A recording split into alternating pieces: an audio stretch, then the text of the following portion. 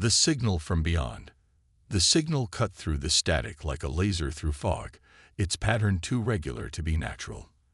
At Earth's Deep Space Listening Array in the Atacama Desert, Senior Operator Maya Chen jolted upright, her midnight monitoring shift suddenly very much alive. 3 years on the job had taught her to recognize anomalies. But this was different. Structured, intentional, and definitely not human. "Control, this is Chen at Station 8. I'm picking up something unusual," she reported, her voice steady despite her racing heart. "Transmission doesn't match any known human patterns. Signal strength is growing." Within 30 minutes, the facility buzzed with activity despite the late hour. Dr. Victor Okafor, director of Seno Communications, hunched over Maya's console, dark eyes reflecting the scrolling data. "Definitely artificial," he confirmed, "and definitely not one of ours." Humanity had suspected they weren't alone for centuries. Small, cautious contacts with alien traders had occurred over the past decade, but most species kept their distance. Earth's high gravity, intense radiation, and extreme weather had created humans that other species found unsettling. In galactic terms, Earth was classified as a death world, and its inhabitants viewed with a mixture of fear and wariness. Dr. Okafor initiated first-stage containment protocols. The signal's existence would remain classified until they understood more. Within hours, the world's foremost xenolinguists were conferencing virtually, analyzing what everyone already suspected was a message. Dr. Layla Hakim, who had pioneered the translation of the first alien language humans had encountered, led the team. "The base mathematics are universal," she explained 3 days later to the hastily assembled Global Defense Council. "The message repeats in cycles, with clear numerical sequences that allowed us to establish translation parameters." "And," prompted Admiral Jackson Wei, his weathered face impassive. Hakim's expression was grim. "It's a distress call from a species calling themselves the Asteri. They're under assault by an entity they call the Harvesters. The message provides coordinates and a desperate plea for assistance." Silence filled the secure conference room. General Eva Santos of the United Earth Defense Force leaned forward. "How far away?" "The signal originated from a star system approximately 40 light-years distant," Dr. Okafor answered. "But the message itself is just over 2 years old, given light speed limitations." "So whatever happened, it's already done," said Wei. "Not necessarily," Hakim interjected. "The Asteri describe an ongoing campaign. Multiple worlds, systematic harvesting of resources, and populations. Their message indicates they were falling back to core systems when they sent the distress call." The implications hung heavy in the air. Santos turned to the room's largest screen, displaying a star map. "Our fastest ships could reach them in 8 weeks with the new fold drives. The question isn't can we respond," said United Earth President Callista Almondi, entering the conversation for the first time. "It's should we." The debate raged for hours. The cautious faction argued that humanity should maintain its isolation, protecting Earth from potential threats. Others insisted that answering the call was both a moral imperative and an opportunity to establish humanity's place in the wider galaxy. Captain Elena Reyes listened silently from her position near the back wall. As commander of the UES Sentinel, Earth's most advanced warship, her presence had been requested, but her opinion not yet sought. She studied the repeating message displayed on her tablet, thinking of her grandfather's stories about the tsunami that had devastated coastal Chile when he was a boy, how communities worldwide had rallied to help strangers. "These aliens have never done anything for us," argued the Chinese security minister. "Most species treat humans as primitive brutes due to our death world origins. Why should we risk our people?" Reyes finally spoke, her voice cutting through the debate. "Permission to address the council." President Almondi nodded. "With respect," Reyes said, "that's not who we are. Humanity doesn't ignore calls for help. Our death world upbringing didn't just make us physically strong. It taught us resilience, cooperation, and compassion. Those are the qualities that helped us survive Earth's challenges. She stepped forward, pointing to the distress signal's waveform. This isn't just about the Asteri. If these harvesters are systematically consuming worlds, the threat will eventually reach us. Better to meet it on our terms, with potential allies, than wait for it to arrive at our doorstep. Admiral Wei's eyes narrowed thoughtfully. Your recommendation, Captain. Send a battle group. The Fifth Fleet is ready. We've been running integrated exercises for months. The Fifth Fleet is 36 ships, General Santos said. You think that's sufficient? Reyes squared her shoulders. Make it 50. Full combat load. The Asteri don't need to know we have more in reserve. The room fell silent again as President Omondi considered. For years, humanity had let the galaxy believe they were less advanced than they truly were. The Deathworlder label had provided a useful shield during their rapid technological development. Revealing their true capabilities was a one-way door. Assemble your fleet, Captain Reyes, the President finally said. You leave in 72 hours. This is a humanitarian mission first, but you are authorized to engage hostiles if necessary to protect the Asteri or yourselves. The next 3 days passed in a blur of activity. Earth's orbital shipyards burst into frenzied preparation as vessels were armed and supplied. Crews were recalled from leave, briefed on the mission parameters, and sworn to secrecy about humanity's true capabilities. In her quarters aboard the Sentinel, Reyes reviewed the latest intelligence. The xenobiology team had compiled everything known about the Asteri, a species evolved on a low-gravity moon, physically fragile but technologically advanced. Their society prized knowledge and artistic achievement, with little emphasis on military strength. More concerning was what little they knew about the Harvesters, a collective of species that moved through space like locusts, stripping worlds of resources and biological material. The Asteri message suggested the Harvesters didn't just conquer, they consumed. Reyes encrypted her personal log with a message for her parents in case she didn't return, then headed to the bridge. The Sentinel hummed with energy as final preparations were completed. All systems green, Captain, reported Commander Teka Nolan, her executive officer. Fleet reports ready for jump. Reyes took her command chair, surveying the bridge crew, the best Earth had to offer. Open fleet-wide channel. Channel open, Captain. Reyes took a breath, aware her words would reach every ship, every soldier and engineer and medic preparing to venture farther than any human combat force in history. This is Captain Reyes. In 1 hour, we depart on the most significant mission humanity has ever undertaken. The Asteri have asked for help, and we will answer.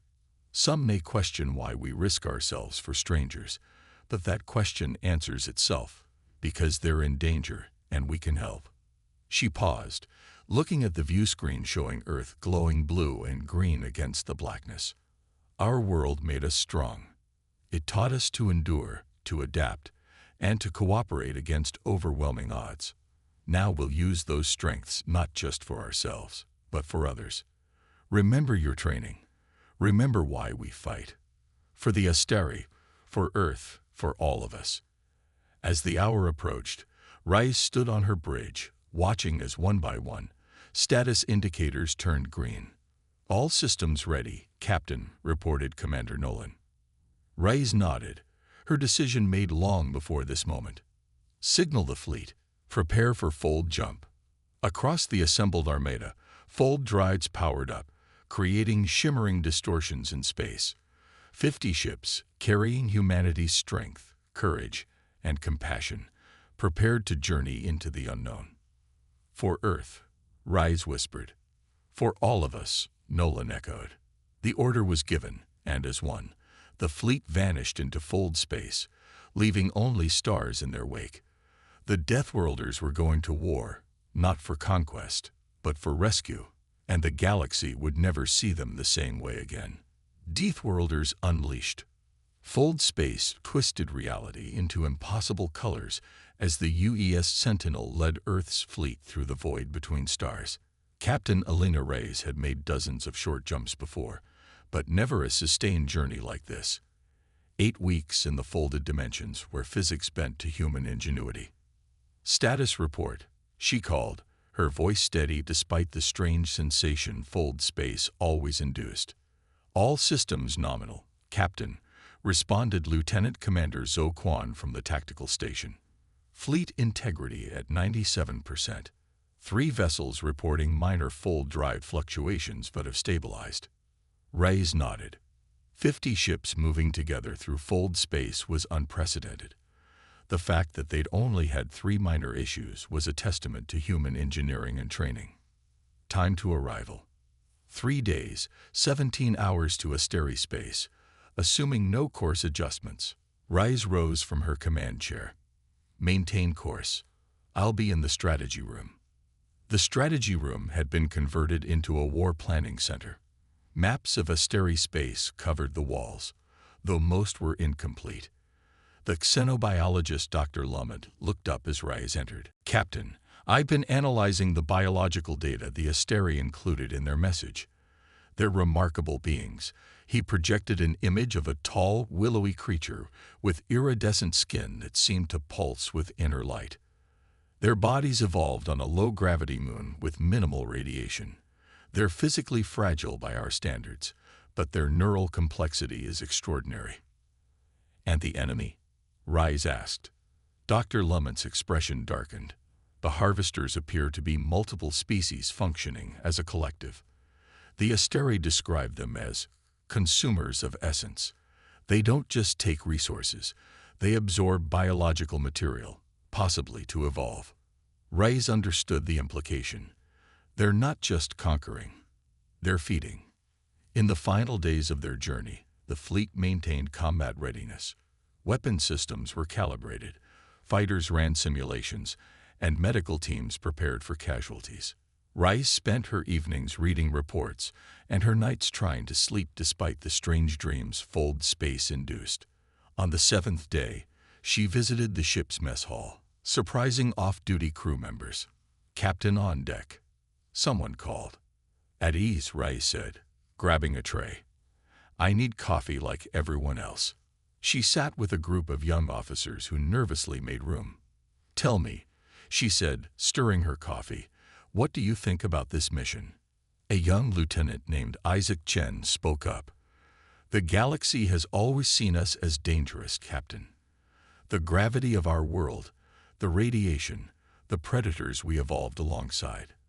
They made us stronger than most species. Another officer nodded. My grandmother was part of First Contact. Said the aliens looked at humans like we were monsters. Reyes listened as they talked. The crew understood what was at stake, not just the survival of the Asteri, but humanity's place in the galaxy. On the final day, a scout ship detected debris at the edge of their sensor range. Analysis. Reyes asked as images appeared on screen. Asteri design, Captain, said Quan grimly.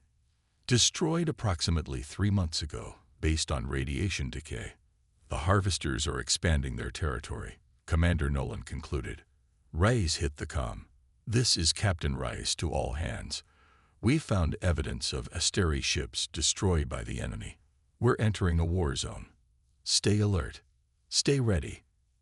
Hours later, the fleet erupted back into normal space at the edge of Asteri territory. Alarms blared across the Sentinel as sensors came online. Report.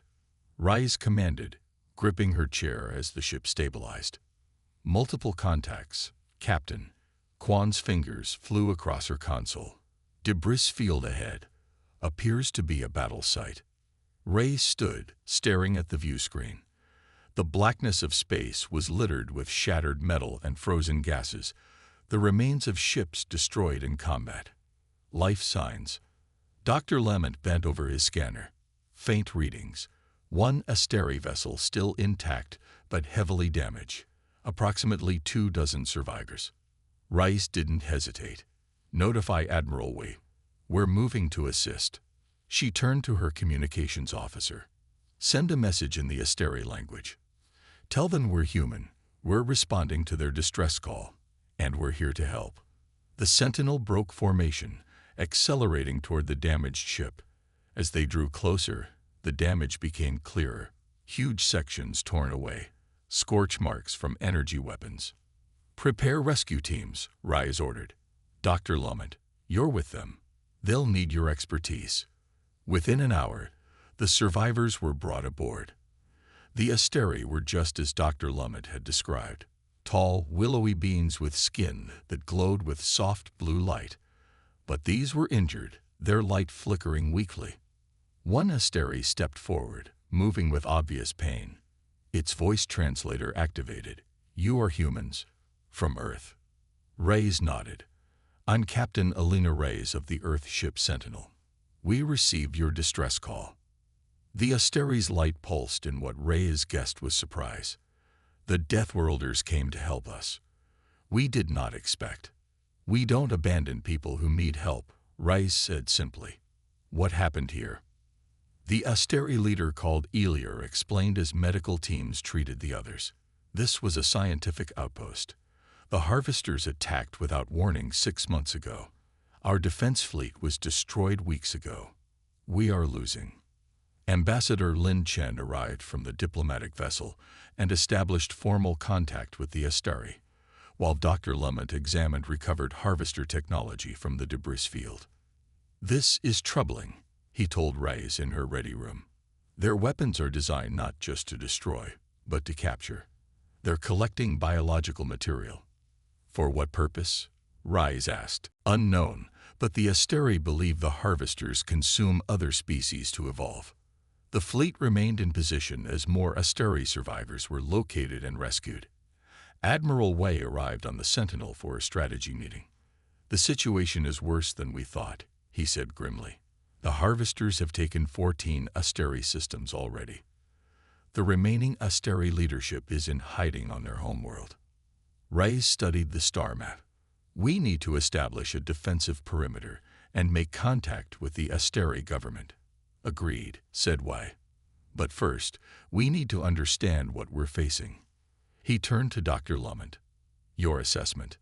The xenobiologist projected images of the harvester technology. "They're unlike anything we've encountered. Multiple species working as one organism, sharing a hive consciousness. Their ships are partially organic, capable of regeneration." "Weaknesses?" asked Reyes. "Their ships rely on a central neural node, similar to a brain. Disrupt that, and the ship loses coordination." We nodded. "Captain Reyes, take the 3rd and 4th Squadrons and establish a forward base in the Lyria system. I'll coordinate with the Asteri leadership." "Sir," Reyes said, with respect, "we should strike now. The longer we wait, the stronger they become." Wei studied her, then nodded slowly. "Very well. Prepare a battle plan." 3 days later, Reyes stood on the bridge of the Sentinel as her task force approached the Harvester fleet, occupying the Asteri colony of Natara. 17 Earth ships against 32 Harvester vessels. "They're detecting us," reported Quan. "Harvester ships are moving to intercept." "All ships, battle formation Delta," Reyes ordered. "Fighters launch on my mark." The Harvester ships were massive, organic-looking structures that pulsed with sickly green light. They moved with an eerie coordination, like fingers on a single hand. "They're broadcasting something," said Communications Officer Park. "It's strange. Patterns, not language." "They're trying to interface with our systems," Dr. Lumet warned. "Block all frequencies except tactical." The first Harvester beam lanced out, striking the destroyer Jakarta. Its shields flared but held. "Return fire," Reyes commanded. "Target their neural nodes." Earth's ships unleashed their weapons. Energy cannons, kinetic missiles, and something new. Gravity bombs designed to create localized distortions in spacetime. The Harvesters reeled under the assault, clearly surprised by the ferocity and precision of the attack. "They're adapting," shouted Quan as the Harvester ships began to change configuration. New weapon signatures detected. A massive energy surge erupted from the lead Harvester, striking the Sentinel directly. The ship shuddered, shields straining. "Shields at 68%, reported engineering. Reyes gripped her command chair. The harvesters were stronger than they'd anticipated. All ships, execute maneuver Thunderbolt. The human fleet scattered in seemingly random directions, confusing the harvesters' coordinated attack. Then, precisely timed, they converged again from multiple vectors, catching the enemy in devastating crossfire. "It's working," Quan called out. 3 harvester ships disabled. But the harvesters adapted quickly. Their ships began to merge, smaller vessels flowing into larger ones, creating fewer but more powerful targets. "They're consolidating," Reyes realized, focusing their collective consciousness. All ships target the lead vessel. Concentrate fire on its neural node. Earth's fleet pounded the massive harvester flagship, but it seemed to absorb the punishment, its organic hull regenerating almost as quickly as it was damaged. "We need something more," Reyes muttered. Then her eyes widened with an idea. "Dr. Lamont, you said they share a hive consciousness." "Yes, connected through their neural network. And they've been trying to interface with our systems." Dr. Lamont nodded, suddenly understanding. "A cyber attack. But their systems are biological, not digital." "Not cyber, neural," Reyes said. "We broadcast the same patterns they're sending us, but altered to create feedback loops." The scientist worked furiously with the communications team, modifying the harvester signals. "Ready, Captain." "Broadcast on all frequencies," Reyes ordered. The modified signal pulsed out from the human fleet. For a moment, nothing happened. Then the harvester ships began to move erratically, their coordinated movements faltering. "It's working," exclaimed Quan. "Their neural network is destabilizing." "All ships, target remaining neural nodes with gravity bombs," Reyes commanded. "Fire at will." The human fleet struck as one, missiles diving deep into the confused harvester formation. Gravity bombs detonated, creating rippling distortions that tore through the organic ships. Unable to coordinate their defenses, the harvesters began to fall. "Harvester flagship is breaking up," reported Quan, unable to keep the excitement from her voice. On the view screen, the massive alien vessel was literally coming apart, its segments separating as the hive mind lost cohesion. The remaining harvester ships started to retreat, fleeing in disarray. "Pursue and destroy," ordered Reyes. "Don't let them regroup." 3 hours later, it was over. The harvester fleet had been decimated, with only a few ships escaping into deep space. The human fleet had lost 2 vessels, with 7 more damaged but repairable. When Reyes finally returned to her quarters, exhaustion hit her like a physical force. But there was no time to rest. The real work was just beginning. 1 week later, she stood in the Grand Hall of the Asteri High Council on their homeworld of Lumina. Admiral Wei and President Amandi, who had arrived via emergency fold jump, stood beside her as the Asteri High Speaker addressed the assembled delegates. "For generations, we believed the humans of Earth were dangerous, creatures evolved on a death world, too volatile to fully join the galactic community." The speaker's light pulsed with emotion. "Today, we understand that it is precisely those qualities, their strength, their adaptability, their fierce protectiveness, that saved our civilization from extinction." The speaker turned to the human delegation. "The Asteri people offer our eternal gratitude and friendship to humanity. Today marks a new chapter in galactic history, one where the Deathworlders of Earth take their rightful place as guardians, not dangers." As applause filled the hall, Reyes caught Admiral Wei's eye. He nodded slightly, the barest acknowledgement of what they both knew. Humanity had revealed itself to the galaxy, for better or worse.